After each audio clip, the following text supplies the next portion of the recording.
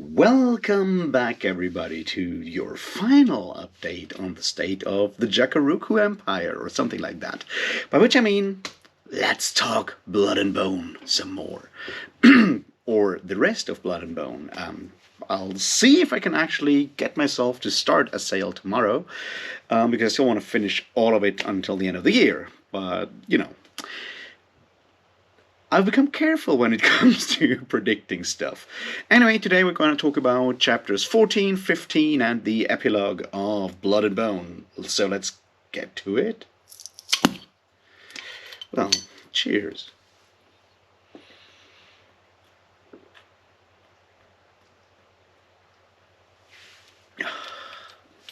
All right.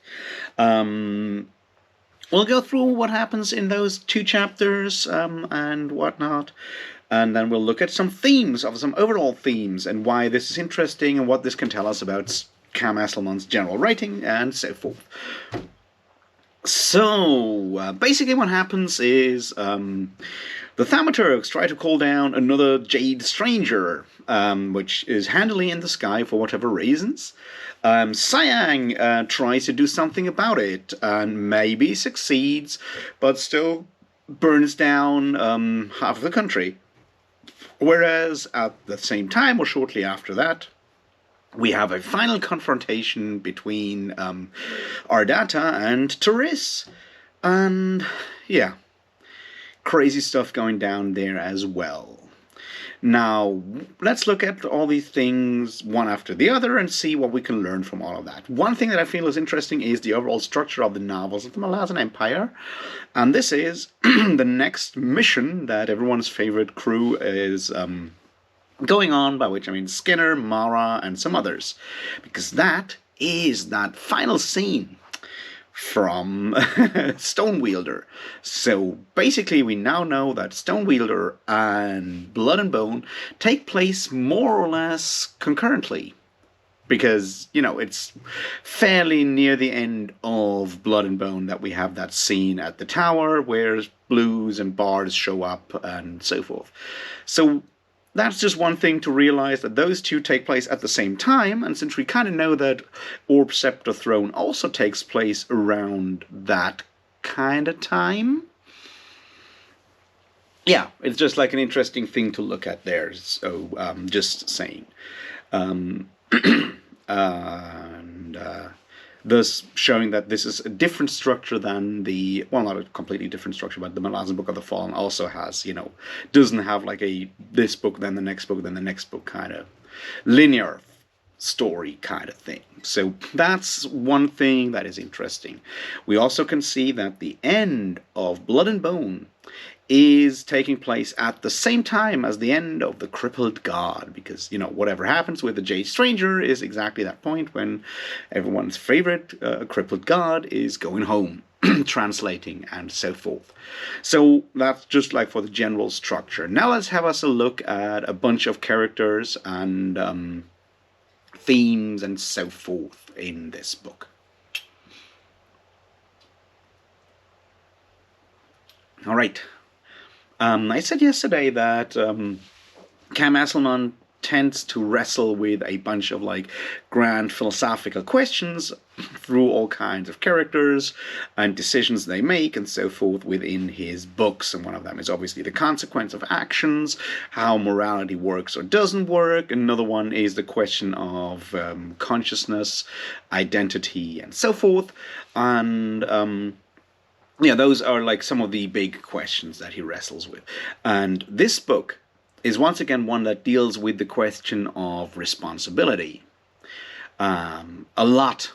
Because what we see here is exactly that. A bunch of characters that are either able and willing to take responsibility for their actions and face the fact that actions always mean consequences, that actions always lead into the future and have good and bad sides and so forth, and acting always means a certain amount of loss of control, because people will react to your actions, and that's something that we can see here a lot, whether it is Osir sitting in his Azath house, or, well, at some point no longer sitting in the Azath house in this chapter, and figuring out whether what he was doing or what he was not doing, whether it is Ardata trying to, while by keeping everything in stasis, avoiding responsibility, whether it is Skinner trying to do whatever Skinner is doing, whether it is Kaz not telling anyone what's going on.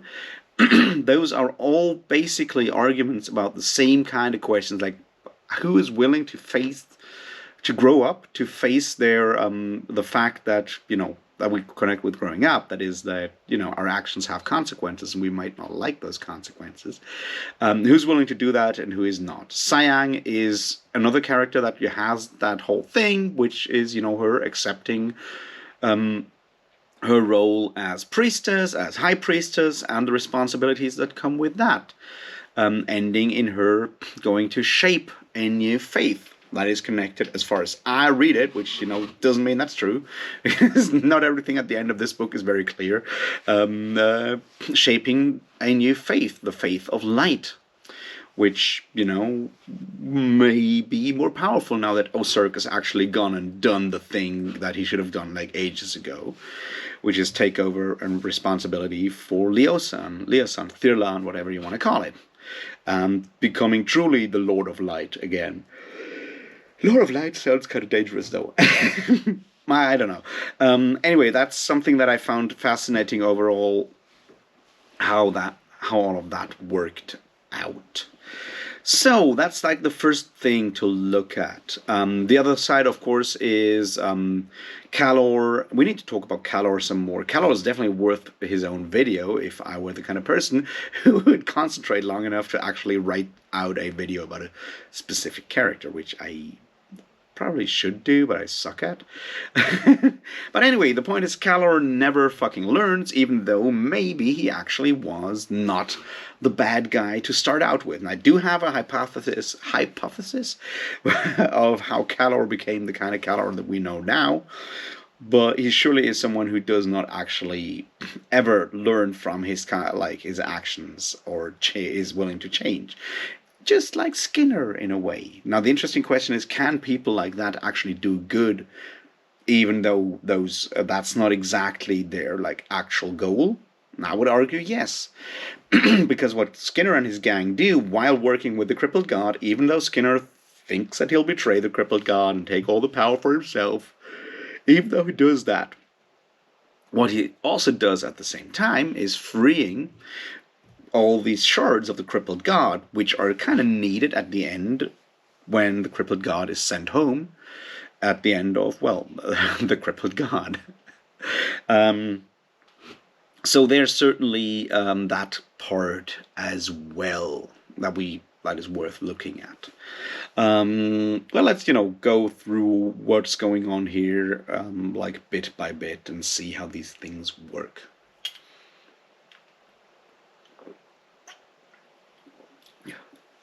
I've said it at the beginning that this book is also very much I don't want to say treatise, but very much an argument on colonialism, imperialism, and othering.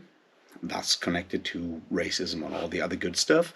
And that we can see that in particular in the epigraphs to all the chapters. And this is very true with the final epigraphs as well.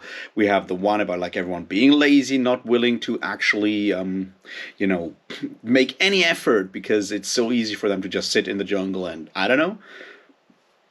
And this once again is an argument.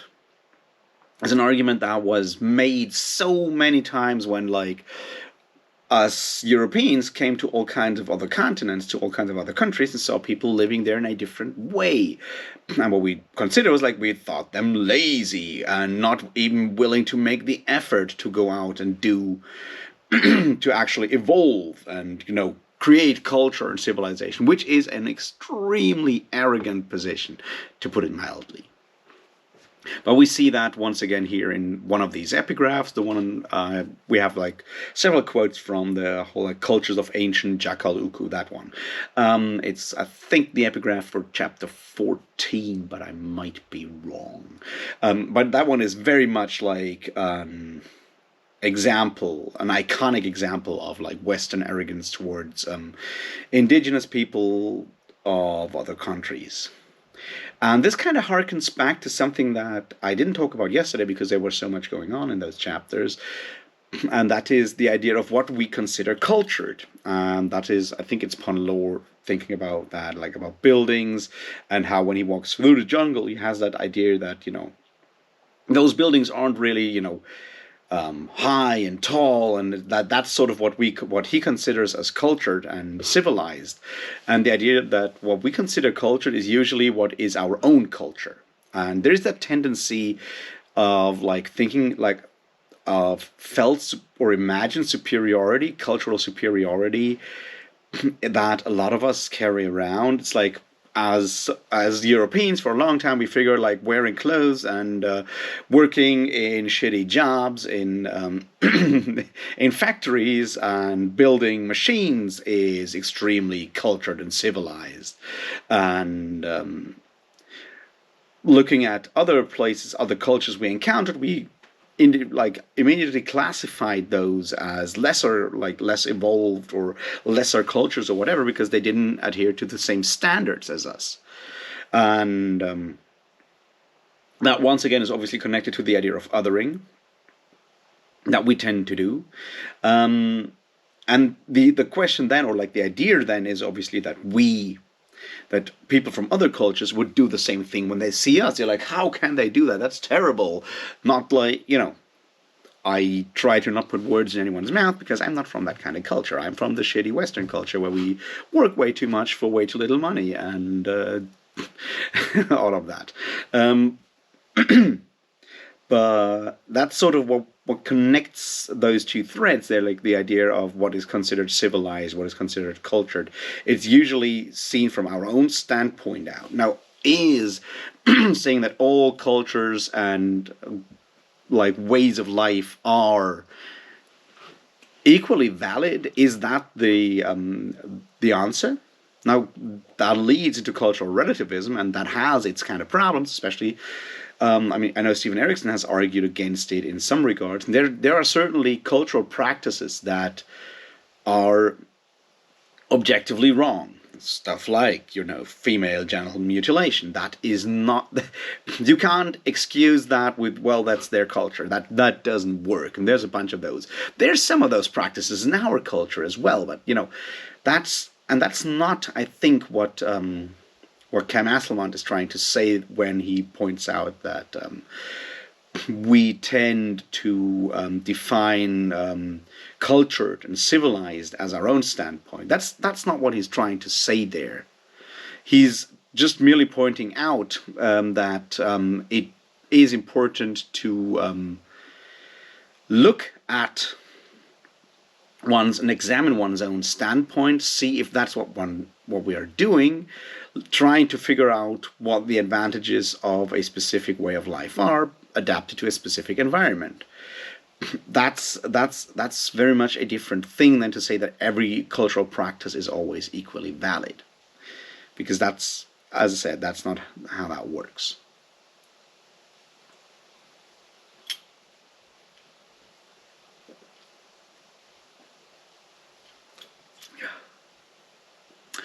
All right. Then we have, this is a general thing that happens within the Malazan world again and again, right? We have the idea of like cultural, or not only cultural, but evolution in general. We have, the whole Imas human situation that the Malazan Book of the Fallen deals with. Here we have the idea that people living in Himatan, some of them, may be a previous species that was like pushed back by the more aggressive human species over time, which is exactly what Sayang kind of sees when she looks at the temple ornaments, when she encounters the thaumaturg, or all of that. The idea that is sort of what happened with Himatan, and that's something we've spoken about before. The fact that Himatan is a refugium for the primordial, for nature. And there's an interesting aspect to that, one that we've seen throughout the book. And that is, especially with someone like Rutana, the idea that there is such a thing as a rage of nature. And the idea that nature is beautiful, but also very much powerful, threatening, and a lot of other things, and possibly even aware. And this, once again, is something that we see in the Malazan Book of the Fallen, that we see now here at the end with Celeste talking to Merc again, when she's figuring, when he finally realized that she did not meld with Ardata, but actually poured her consciousness into the macro being, or whatever you want to call it, that is Himatan. And that kind of goes back to what Stephen Erickson calls the Gaia Hypothesis. Well, he refers to a book that is called the Gaia Hypothesis, but the idea that as a macroorganism, forests, jungles, what have you, can be considered another organism, another being, in a way that has maybe even evolved some form of awareness. And if that is the case, and we see what was talked about with Celeste and Merc in chapter 13, I assume, about awareness, or if awareness is consciousness, is identity, then yes, we need to see this kind of combination of all kinds of beings, a specific area, in this case Himatan, as an individual with awareness and consciousness, and that makes it possible for Celeste to actually pour her part of, meld with that, make herself part of that greater awareness, another facet of that. And now then we come to the big question is what do we do with that when we look at something like that? Does being an individual, having awareness and having maybe a form of consciousness, does that endow Himatan with specific rights? Probably also responsibilities, mostly with rights. Do we treat individuals different than a large piece of landscape and nature? And the idea is probably we do, because we think of ourselves as individuals. We make that very strict distinction between ourselves and the other. And that's exactly what we then see with Himatan, which explains why Himatan is defending itself so brutally against the thaumaturgs and the Crimson Guard and the other side of the Crimson Guard, the Disavowed, and the Malazans, and Triss, and Spite, and everyone else, because this is an invasion that goes way beyond just another troop entering some place. It's sort of the thing that that Esslemont hints at the entire time, that Himatan itself is basically fighting what you might call an infection, which makes a lot of sense when you look at all these images of infection, worms infection, and all the other stuff that people suffer there. It's basically pointing at the same kind of image. That is, if Himatan thinks, is aware, and is an identity, is an individual, is an entity,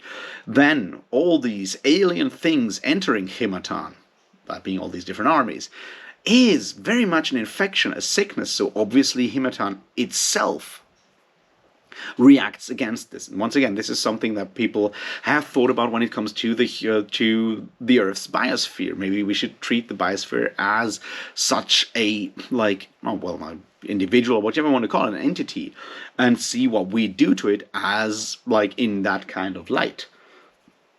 So that's one way to read Blood and Bone, or at least parts of Blood and Bone, is to read them as an argument for, or an exploration of the idea, what treating the biosphere as an entity with maybe awareness and consciousness or whatnot, what that entails and how that makes human behavior, how that makes human behavior look like or feel like in a way, which then, makes it possible to take the images of colonialism or imperialism and make a parallel to infection and sickness, which is maybe taking it too far, but it's definitely possible to go that route if you follow like all these conclusions in a specific way. Which, once again, is something that I find fascinating and like about this book. So there's a theme for you. See, there's themes in Esslemont's books. They're just different themes oftentimes. The other one is, as I said, growing up. This book is very much about different people growing up and awareness and taking up responsibilities.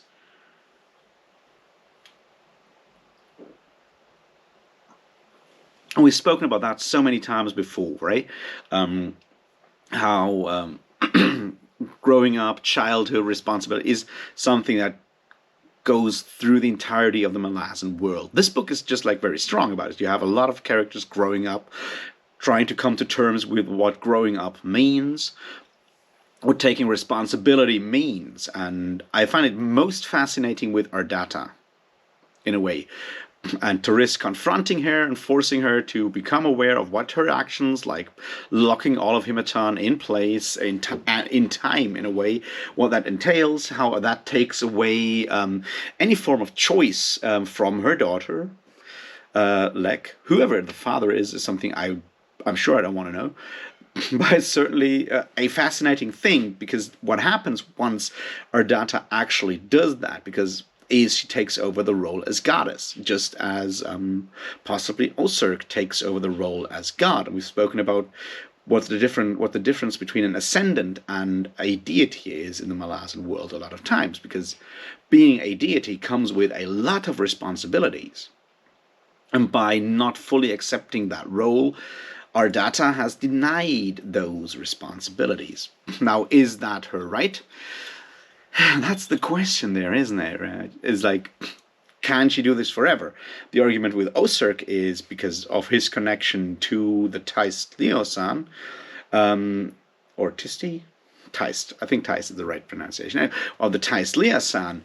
He is actually neglecting someone. With Ardata, I think it's a bit more complicated. She's called the Queen of Witches, but, not so much not that kind of consequence there, but it certainly goes in the same direction. So Ardata is taking on those responsibilities that makes her vulnerable in specific ways. Maybe not so vulnerable in others, but it's very much about like giving up specific things, giving up potentials, and taking on, concrete responsibilities. That's sort of what we learn with Osurk there. And there's another theme there that was touched upon in a bit, like in the conversation between Merc and what's her name, Celeste, and is echoed in the self-reflections of Osurk. And that is the fact that emotional cowardice, or like emotional bravery, is much more difficult than physical bravery. And that the emotional is so much more difficult to come to terms with than the physical, which, is sort of when he realized that he was avoiding taking responsibility on all these levels, while always having been like a physically brave person. Osurk doesn't mind, butchering people or getting hit. That's not his problem. He just does not want to take on responsibility. We've seen that in his role as father to Lorik. We've seen it in a lot of other ways when he tries to, lock Thirlan and deny the Taist Leo-san. That's exactly what he's doing there. He's avoiding emotional responsibilities, mostly. And we had the same conversation on a lower power level, I guess, with Merc's reflections on his father, denying everything and not talking to him, maybe, hitting him, and instead of, explaining stuff or leaving him somewhere. That's sort of the same thing, just on on the mere human level instead of the higher power level that Osurk is operating on. But it is the same reflections, being aware, acknowledging our emotional weaknesses, our emotional hurts, and our emotional responsibilities is much more difficult than doing it on the physical level. And it's always easy to switch from one to the other, to concentrate, to focus on the physical, to avoid thinking about the mental, the emotional. That's sort of the idea. It's like that's why people go and hit someone instead of like actually figuring out their issues. That's why people declare a war. That's why people, that's the whole story going on there, right? And that's something that gets explored on those different levels of like the very personal parent to child basis, and then later on the Osurg ascendant to like godhead kind of thing. Yeah, that's another big theme of Blood and Bone that we see explored, especially near the end with Ardata. And I feel the confrontation between Ardata and Taris is extremely interesting in that regard, because it's not something that you can see coming like easily, because Ardata remains that very weird, mystical being that is never fully explored, and we have nothing of like her perspective or anything like that. I guess we need to talk about Skinner a bit more then, and then see how we go from there.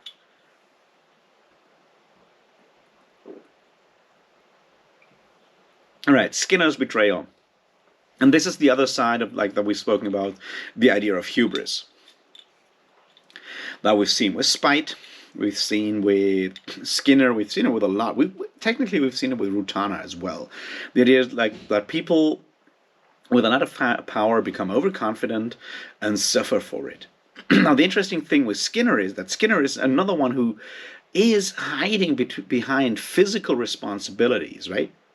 What he's doing is he says he tries everything to get the most like advantageous position, or most advantageous position for the people under his command, which is on the face of it a responsible thing. He's taking responsibility for his men, men. I mean, like his command, basically. Don't want to gender this.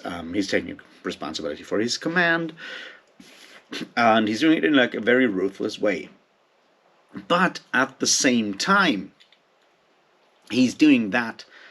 He's using that specific argument, like whatever gets the job done, to avoid any form of moral or emotional responsibility. He betrays people left and right, just always on that purely materialistic goal, which once again kind of ties in with the stuff of the Shadow Arm we spoke about before. That like if the physical is the only thing that we have, if you're taking that hard materialistic stance, then morals are arbitrary, and you can always ditch them if you want. And that's sort of what Skinner has been doing there. Is there personal motivation in there? Hard to say. It's like very difficult, because we never get like Skinner's inner perspective. Maybe he is just maybe he actually believes that kind of stuff, or he's just like doing it this way because he's also avoiding to take any form of responsibility or self-reflection. As I said, it's hard to know with that guy, because he gets every possible warning, but he also kind of throws him out of the window, because all of those warnings mean that he needs to take responsibility for what he has done so far, and actually sit down and think hard about like his next action.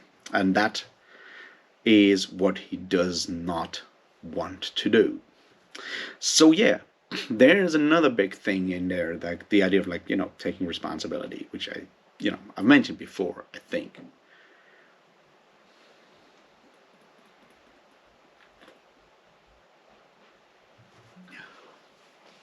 Now let's look at a bunch of other things that I felt were interesting.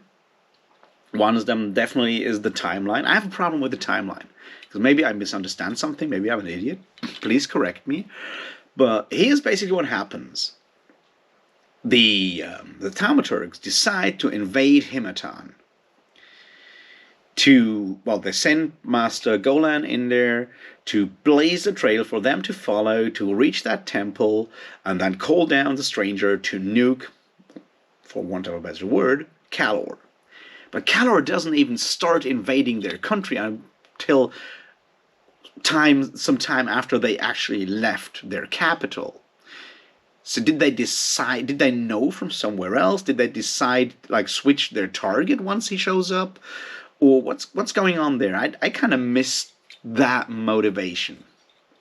That's sort of something that I'm trying to figure out, and I can't for the life of me figure out why that is the case.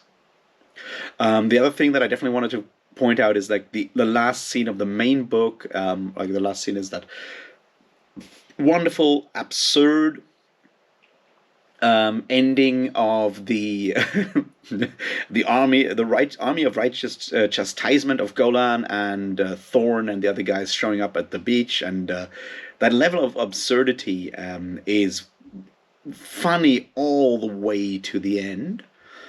Plus, there's obviously that side dig on, like, ad historians, or in general, that whole commentary of, like, yeah, him having eaten all of that stuff, and it's like, yeah, that's how we deal with narratives, right? We make something else out of it. Now you can make it, like, very, like, I don't know, make a bad joke out of criticizing historians or historiography, as, you know, taking all these things and transforming them into something worthless. As a sort of historian myself, I don't believe that's a fair assessment, but it's certainly a funny one. So yeah, I wanted to point that one out. The other thing that I feel we should, like, point out is the last epigraph, which is the one on the epilogue, actually. The epilogue epigraph is a plea for humanity. Once again, it's like, yes, it's from that one shipwrecked sailor, and he's like, yeah, after living here, it's like, our customs may be different, but we're all basically the same people wrestling with the same kind of questions, like, who are we, why are we here, what should we do? That's the basic human condition, and that doesn't change no matter which background, civilized background or whatever you have. So that, I feel, is an important aspect of it. It's to be aware of that. That is sort of the last word in that epigraph argument, if you can just, like, take just those epigraphs and follow those along. And that, I think, is hopeful, and I like that as an ending. So let's wrap it up. Blood and Bones, probably my favorite novel of the Malazan Empire for a bunch of reasons. I've said it before, I do really enjoy reading Heart of Darkness. The jungle feels super fucking real. It deals with an astonishing level of, like, philosophical questions that I personally am interested in. It's just a really cool story. The shift in setting to the jungle setting makes for, like, an interesting variety within the Malazan world. Plus, the ending is really grandiose. So, yeah, I think it's probably my favorite one. We'll see what I think when I've reread Assail, which I'll start tomorrow. I also have a bunch of other ideas for other videos. We'll see how those go. Until then, thanks for watching. Like, subscribe, do all those things. And I'll talk to you in the next one. And until then, cheers.